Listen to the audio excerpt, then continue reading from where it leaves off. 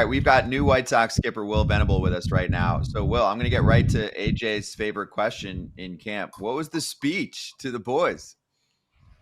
The speech to the boys, it wasn't really motivational at all. We just went through some of the clubhouse expectations, some of the expectations for out on the field, and then just talk through how we're going to use spring training to prepare for the season. Did you have a notepad? I did have a notepad. Is that because you remember all the new names that you had to introduce of everybody, or for your speech? That was for the speech. We didn't do the traditional intros, man. We tried to get in and out of there. I think between all the things we had to do, it was about 13 minutes. So wanted to be. Dude, you went to the Ivy League, bro. Don't they teach you to speak without the notepad? Oh, I had to make sure, man. Okay. Yeah. All right. I had to make sure I didn't mess this one up. You got one shot, right? That's right. What are some of those expectations that you can share with us that you're changing or just what you're bringing in?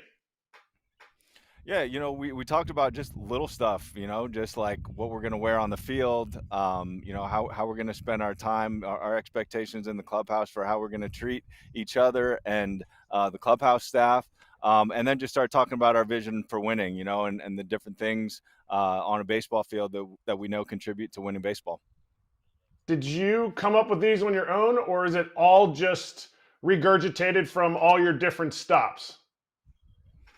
Yeah, I mean, you pick and choose the important things, the things that help winning and help having the kind of culture that you want to have. So yeah, it's definitely stealing things along the way, and also collaborating with our staff now, understanding our group and who we have, and the things that are important to the Chicago White Sox. Where do you start? I mean that in 121 losses last year. Where do you start? Like what's the number one thing that you want to see from day one of camp to opening day to the end of game 162 for you guys? Well, certainly going out there and competing and playing hard every day. But for us starting, it's about, creating an environment where these guys are happy to come to every day, and that we have a positive environment, that we're supporting our guys to be at our best. And that also that we're focusing on the things that we know make a difference in winning baseball.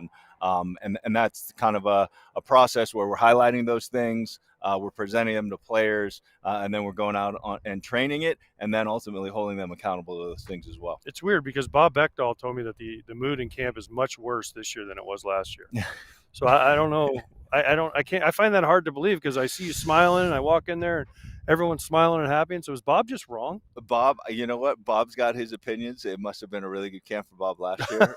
Felt like it was going good for Bob, but he might need to come to the office and have a conversation about yes, it. Please send him down. Yeah, we can do that.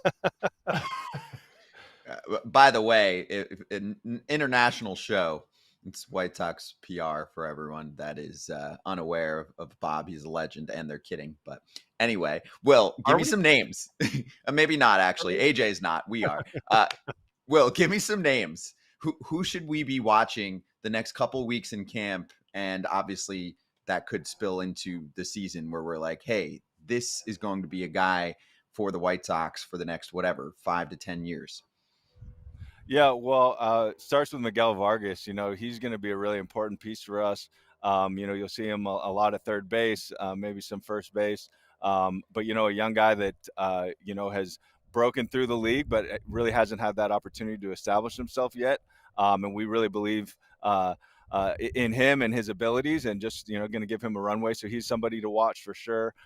Chase Mydroth is another guy we got in the crochet trade, we'll see how it shakes up as far as opening day stuff, but he's somebody that we know is going to help at some point, and is a really dynamic player, really good at bats, a really good approach, and just a fun guy to watch play baseball. As you guys are building this team from, kind of a groundwork approach, is it more important as an organization to develop super versatile players? Like you even talked about Miguel Vargas and be like, he's going to play third and maybe some first. There's been an era that's kind of lost where teams are like, hey, this is our shortstop. This is our third baseman. Do you guys want to build a team of versatility and then you just have to do all the mixing and matching? Or do you want like dudes to solidify Miguel Vargas as a third baseman for the White Sox for the next 10 years? Yeah, probably a little bit of both. I mean, I think to win a baseball game, you have to depend on guys playing different positions, and you love that versatility. At the same time, probably a lot of value in developing a guy to be your cornerstone third baseman, and there's certainly value to that. So yeah, in a perfect world, you have everyday guys that are out there and can play 162 games, but until you get there, having defensive versatility and guys who you can mix and match is really impactful.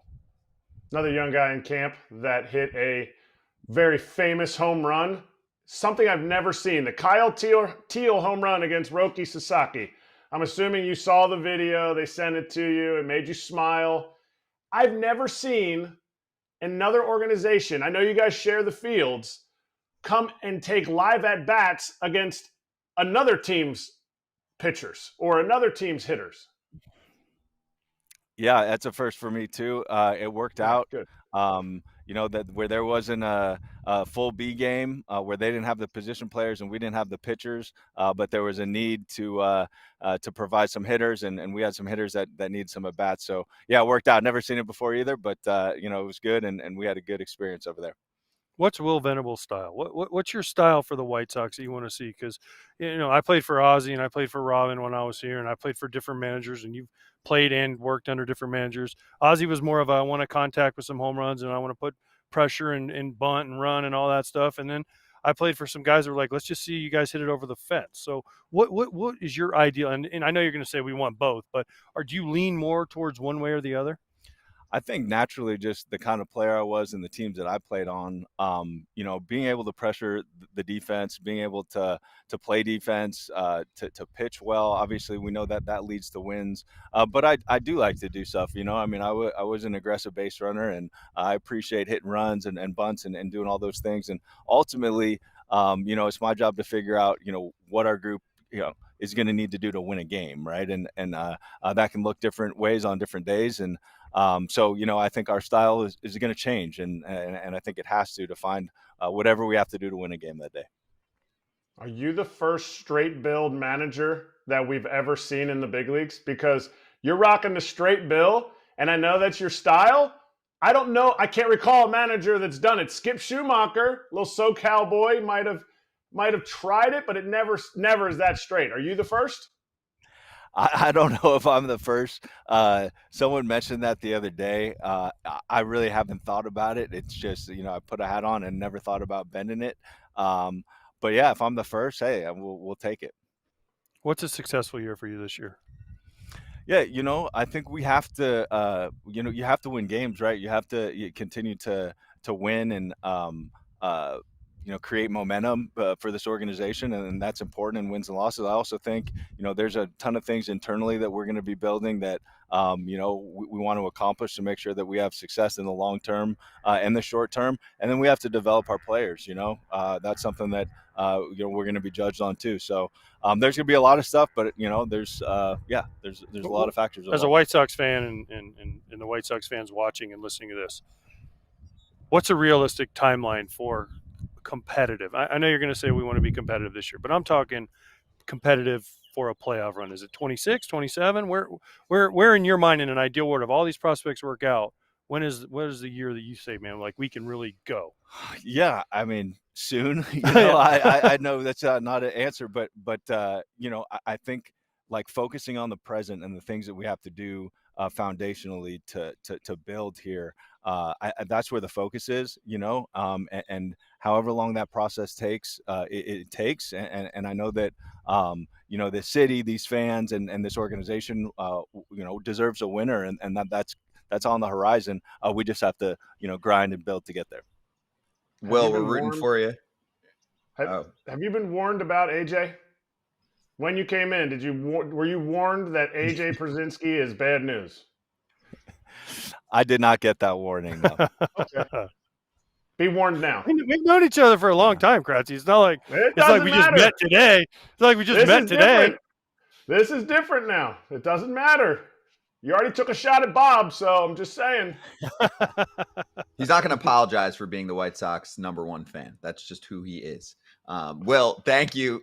Really appreciate it. We're rooting for you. We'll see you during the season. All right. Thanks, guys.